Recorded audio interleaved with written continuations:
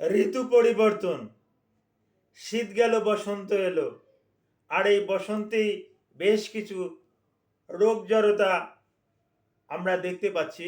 তার ভিতরে পাড়ায় মহল্লায় ঘরে ঘরে একটা রোগ ইদানিংকালে বেশি দেখতে পাচ্ছি, যেটাকে আমরা ভ্যারিসোলা জোস্টার, হারপেস জোস্টার বা চিকেন পক্স বা জল বসন্ত নামে আখ্যায়িত করে থাকি। এই জল বসন্তের প্রকোপটা বয়স্কদের থেকে বাচ্চাদের একটু বেশি বেশি হয়। এই জল বসন্তের অনেক কমপ্লিমেন্টস আছে, এখান থেকে অনেক ধরনের বড় ধরনের সমস্যা হয়ে যেতে পারে। এই সমস্যাটা যাতে না হয় এ ব্যাপারে আমি বেশ গুরুত্বপূর্ণ কিছু তথ্য আপনাদের মাঝে শেয়ার করব। আসসালামু আলাইকুম রহমতুল্লাহি ওবারাকাতুহু। আমি ডাক্তার মীর শহীদুল ইসলাম। আমার চেম্বার শুভেচ্ছা 255, ঐতিহ্যবাহী শেখ গার্ড ছিলেন। একটু কষ্ট করে গুগলে গিয়ে ডাক্তার মীর শহীদুল ইসলাম এই কথাটি লিখে সার্চ দিলে আপনি আমার সম্পর্কে বিস্তারিত তথ্য পেয়ে যাবেন। আমার ভিজিটিং কার্ড পেয়ে যাবেন, আমার মোবাইল নাম্বার পেয়ে যাবেন, এমনকি আমার লোকেশন পেয়ে যাবেন। লোকেশন ট্র্যাক করে আপনি আমার চেম্বারে বেড়াতে আসতে পারবেন। এতটুকু সুযোগ সুবিধা আপনার জন্য বিদ্যমান। জি দর্শক শ্রোতা, আলোচনা করব ভ্যারিসোলা জোস্টার, হারপেস জোস্টার তথা চিকেন পক্স তথা জল বসন্ত নিয়ে। তবে এ রোগটা একবার যদি কারো শরীরে হয় তাহলে সেকেন্ড টাইমে সাধারণত আর হয় না, কারণ তার শরীরে কিন্তু একটা অ্যান্টিবডি তৈরি হয়ে যায়। কিন্তু শুনলে আশ্চর্য হয়ে যাবেন, কারো শরীরে যদি একবার হারপেস জোস্টার একবার ঢুকিয়ে যায় তো এটা শরীরের কোথাও না কোথাও এটা থেকে যায়, এটা শরীর থেকে আর বাহির হয় না। যদি আবার পরিবেশ পায় তখনই কিন্তু এটা আবার মাথা চারা দিয়ে আসে। হ্যাঁ, এটা আমি কি বলবো, যেমন এই রোগটা শরীরের ভিতরে থেকে যায়, আর বা বেরুচ্ছে না। যখন শরীরটা বা ও যখন পরিবেশ পায় তখন কিন্তু ও আবার ওর বংশ বিস্তার কিন্তু শুরু করে, ওর কার্যক্রম কিন্তু চালিয়ে যায়, কিন্তু সচরাচর পারছে না, কারণ ওর অ্যাগেনেস্টে একটা অ্যান্টিবডি কিন্তু শরীরে তৈরি হয়ে আছে। এই অ্যান্টিবডিটাই যখন ইমিউনো সিস্টেমটা যখন দুর্বল হয়ে যায় তখনই কিন্তু ও মাথাচাড়া দিয়ে ওঠে, ও কিন্তু আবার অ্যাক্টিভ হয়ে যায়। তো সেকেন্ডারি টাইমে যদি অ্যাক্টিভ হয়ে যায় তখন কিন্তু আপনার কিন্তু শরীরের অনেক ক্ষতি সাধন করতে পারে। ওখানে আমি পরে আসছি, আমি একটু আগে কিছু বুঝিয়ে নেই। এই চিকেন পক্সটা কি? Chicken pox is viral infection, virus দিয়ে এটা হয়ে থাকে। ভাইরাসটার নাম কি? ভ্যারিসোলা জোস্টার, হারপেস জোস্টার, ভ্যারিসোলা গোত্রের একটা ভাইরাস। এ শরীরে কয়দিন থাকে অ্যাক্টিভ?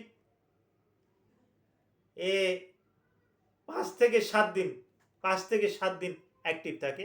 এরপর এমনি এমনি চলে যায়।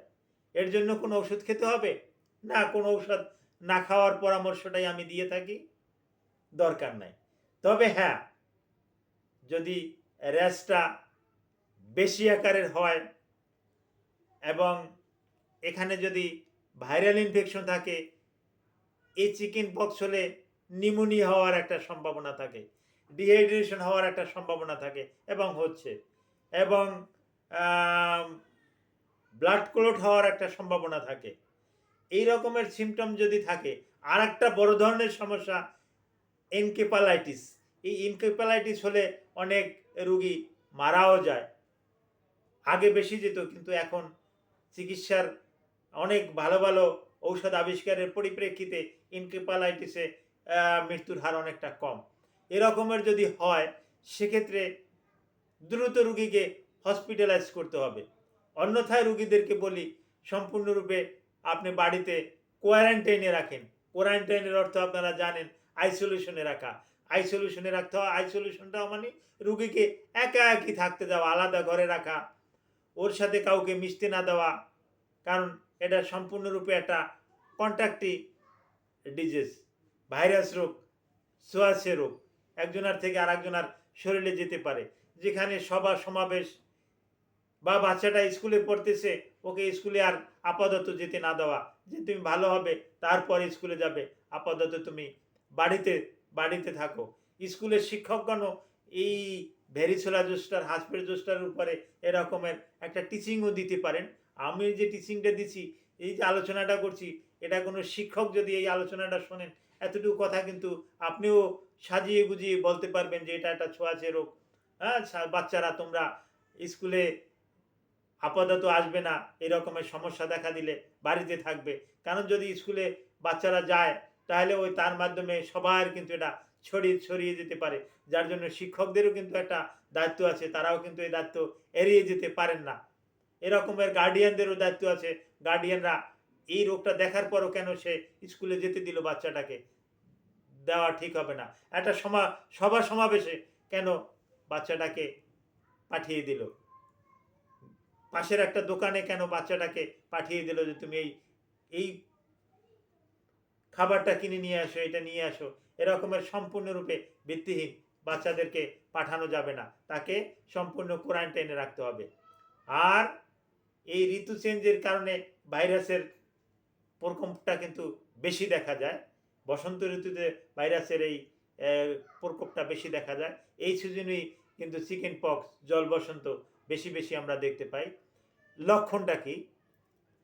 এই প্রথমত ঘাড়ে হবে, এই বগলের নিচে হবে, বুকে হবে, পিঠে হবে, ছোট ছোট গোটা হবে, ওখানে জল থাকবে বিদেয় জল বসন্ত, মনে হবে যেন এটা একটা পানি জাতীয় কিছু, অর্থাৎ গরম পানি পড়ছে, তাই একটা বড় ধরনের একটা ফোসকা পড়েছে, এরকমের মনে হবে।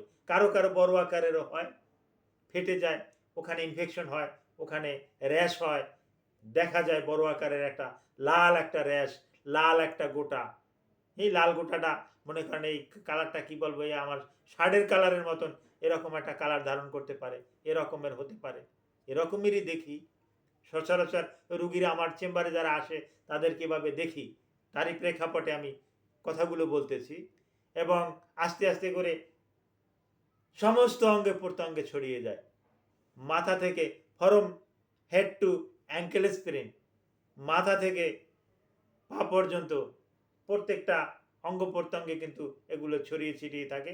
তবে এই আঙ্গুলের ফাঁকে ফাঁকে এই ভাজে ভাজে কিন্তু বেশি আমরা দেখতে পাই, আঙ্গুলের ভাজে ভাজে, হ্যাঁ, বা এই কুচকিতে বেশি বেশি দেখতে পাই। এখানে বেশি বেশি কিন্তু এই হার্পেস জোস্টারটা কিন্তু ছড়িয়ে ছিটিয়ে থাকে। এর চিকিৎসা কি? অবশ্যই এর চিকিৎসা আছে। চিকিৎসা প্রাথমিক পর্যায়ে না করা ভালো। সেকেন্ডারি ইনফেকশনের জন্য অবশ্যই ডাক্তারের সাথে যোগাযোগ করতে হবে, কারণ এর কমপ্লিমেন্টস আছে, এর জটিলতা আছে, এ নিউমোনিয়া হয়ে যেতে পারে, ব্লাড ক্লট হয়ে যেতে পারে, এ ডিহাইড্রেশনে ভুগতে পারে, যার জন্য তাকে চিকিৎসা করাতে হবে। অ্যান্টিব্যাকটেরিয়াল বেশ কিছু মেডিসিন তাকে দিতে হবে।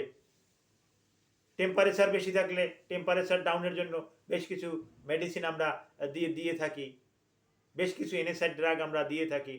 অ্যান্টিভাইরাল কিছু ড্রাগ আছে, এই যে এর মধ্যে অ্যাসাইকোলোবিন নামে একটা ড্রাগ আছে, এটা সিরাপ আছে, এটা ট্যাবলেট আছে, এটা 6 ঘন্টা পর পর 6 ঘন্টা পর পর বাচ্চাদেরকে দেওয়া বাঞ্ছনীয় বলে মনে করি। অ্যাসাইকোলোবিন, এটা ট্যাবলেট, ক্যাপসুল, সিরাপ, এমনকি অয়েনমেন্ট ক্রিমও পাওয়া যায়। এই অয়েনমেন্ট ক্রিমটাও 6 ঘন্টা পর পর বাচ্চাদেরকে অবশ্যই ডাক্তারের পরামর্শ নিয়ে তারপর সেটা ব্যবহার করবেন।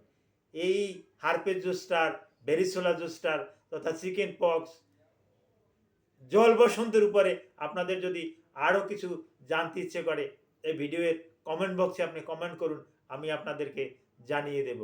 আজকের মতন এ পর্যন্তই। সৃষ্টিকর্তা সবাইকে ভালো রাখুক, আমিন।